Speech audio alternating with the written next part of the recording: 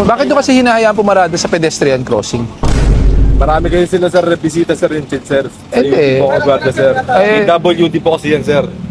Okay, pero bakit hinahayaan nyo nga sa pedestrian crossing? Wala naman po kasing gaano dumadaan dito, sir, sa amin, sir. So pag walang dumadaan dito, pwede na natin tayo mag-a-adjust na lang. Hindi naman po. Kasi yung po kasi pedestrian po dito, dapat po dito po talaga yan. Eh, sino gumawa? Mali nga po. O yun ang problema. Hindi naman natin pwede adjust Ayun nga yan. po yan, sir. O dapat, pero kayo nagbabantay. Oo, kami So, it's your responsibility. Sa JIT po yan, sir. Hindi. Sa UP po ako Hindi. Aguarda. Pero yun nga, premises na to ng Oo CHED nga eh. po. Diba? Ay, premises na to ng UP UP. po. Diba? Kaya ang pinapaliwanag ko sa'yo, Opo. bilang 5'9", ikaw ang may responsibilidad, Opo. di ba? Opo. So, dapat binabanti nyo. Eh bakit kasi yung iba pwede na parada na maayos, di ba? PWD kasi yan, sir. Sige sir, hindi na. Eh, hindi na namin pinapalayo.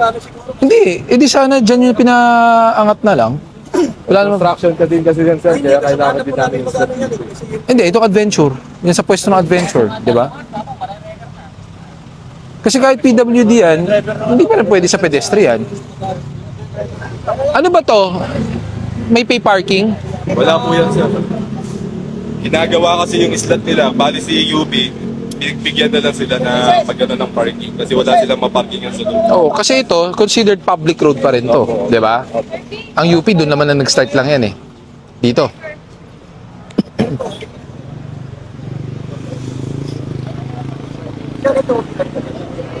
Dapat ayusin niyo yan. Tsaka dapat hindi kayo nagpapapayag ng park ng ganun, double.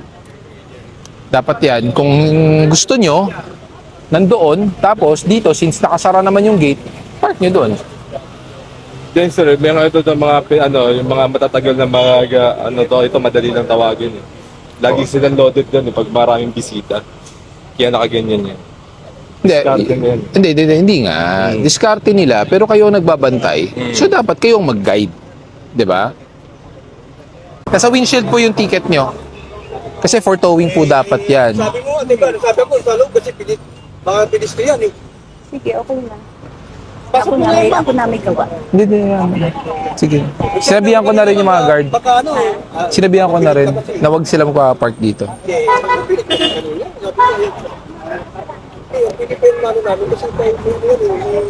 Kuya. Andiyan na po. Baon yung ticket. Yes, po, ito na sir. Oo.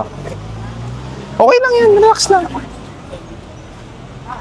Relax lang. Ako kanina sa kanya nga wag na dyan eh. Di, ang papilit. Okay lang yan. Relax lang. Parehong may pagkakamali. Di ba? Parehong may pagkakamali. Yan kasi PWD yan. Kasi inano ko na lang kanina. Oo. Hindi, pero yun nga kasi, kahit PWD, hindi pa rin pwede harangan yung pedestrian crossing. Diba? Wala po bang parking slot sa loob? Pwede, I suggest ma'am, kung tatagal po kayo, lipat natin sa loob na lang po, kung may slot. Hindi ako tatagal, pero tatanggalin ko kasi. Sa loob na lang po, may slot naman sa loob. May security license? Tama, security license. Yan. Balikin nyo dito yan. Pabalikin nyo dito kamo. Huwag na siyang tumakbo. Isama na niya kamo yung angkas niya. Isama na niya yung angkas niya kamo dito. Halika na.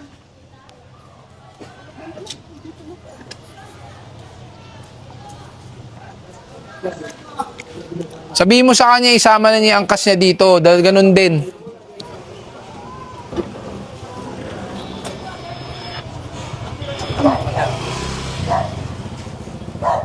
Ikaw naman, no? Ikot ka pa. Hindi, kala ko po, di ka patuloy kasi may nagkupat ito. Kala ko ba ano ginagawa? Eh, pero yung angkas mo, walang helmet, alam mo. Opo. Oh, yun. Kasi bumabala dito, bumili ng ano. Opo, pero na lang po ng lisensya mo.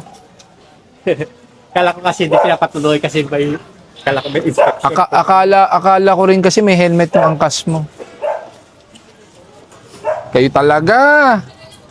Di ko, tinanggalan po kasi bumili ng ano, pagkain ng ano. Wala naman talaga siyang helmet eh. Meron po. Ano? Bumili lang po ng ano, bumili na lang pagkain ng pusa. Oh. Nakakabit ba plaka? Parang hindi niya plaka yan. Meron? Okay. Kawawa naman to. Ba't hinagis ni Mrs.? Itong biyernes lang. Bati na ba kayo? Alam mo ang gawin mo. Pag uwi mo mamaya, kausapin mo. Humingi ka ng pasensya, di ba? Pag may pagkakamali, tanggapin natin. Tapos, tuturuan kita. Saglit lang. Pero bakit basag-basag yung cellphone mo? Pasok mo nga dito konti para hindi ka mahagip. Sige. Kawawa naman to. Ba't hinagis ni Mrs.? Away kami. Ba't mo inaway? Alam ko na. Nahuli ka, no? Oh. Kawawa naman. Tagalin mo nga. May booking ka na ba? Wala pa? Wala pa. Kawawa naman to. Patayin ko muna, ha? Kawawa naman tong cellphone na to. Oh. Basag. Kailan to binato? Ha? Nung Biyernes lang. Bati na ba kayo? Sa ngayon? Hindi pa sa ngayon. Alam mo ang gawin mo? Pag uwi mo mamaya, kausapin mo. Humingi ka ng pasensya, di ba? Pag may pagkakamali, tanggapin natin. Tapos, tuturuan kita. Saglit lang. Pakibigyan mo nga, pakikunin mo nga yung isang pack ng grocery sa sasakyan ko. Saka bigyan mo na rin na isang bagong cellphone, yung galing kay Cellboy. Kawawa naman to. Saka mo uwi. At tatalon lang. Palagi kayo gusto rin. Araw-araw ka nag-ano? Ano ka ba? Lalamove ka. So, anong oras ka pa bumabiyahe? Simula alas 8 sir. Alas 8 hanggang anong oras? Alas 7. So, pagod na pagod. O, teka, bago kita bigyan yan, ito muna. Bigyan kita ng cool sticks. Alam ko yan, araw-araw ka na sa kalsada, may inhaler ka na mint. Pag sumakit ulo mo, pwede mong yan. Meron niya sa ilalim na bubuksan, pwede mong i-wrap sa ulo mo. Ayan, pwede mong buksan para makita mo. Ayan, sige. Sample, ikaw na.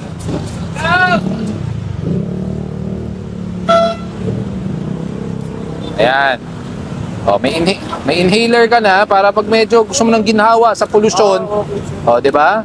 O, pangalawa, dahil wasak-wasak ang cellphone mo, ito, bibigatan ng bago. Galing kay Cellboy. Okay? O, ito, paper bag. At dahil tutulungan kita na magkaayos kayo ni Mrs., humingi ka ng tawad, ha? Akin na yung grocery. O, konting tulong na rin dahil alam ko medyo mataas ang gasolina para may konting grocery ka. Spaghetti, fruit cocktail, noodles, canned goods. O, may t-shirt ka pa. Thank you sir. Ayan, bigay mo kay Mrs. yan, ha? Yung mga ganong rider, yung mga lumalaban araw-araw. O, yung cellphone mo, baka maiuwi ko. Sige ka. Thank you so much sir. Dito pa post ko ba mamaya sir? Sige lang. Oh. Oh, sana magkabati na kayo ni Mrs. ha. Opo sir. Sabi mo kay Mrs. sabi ko na magkabati na kayo, magkapatawaran, di ba? Okay.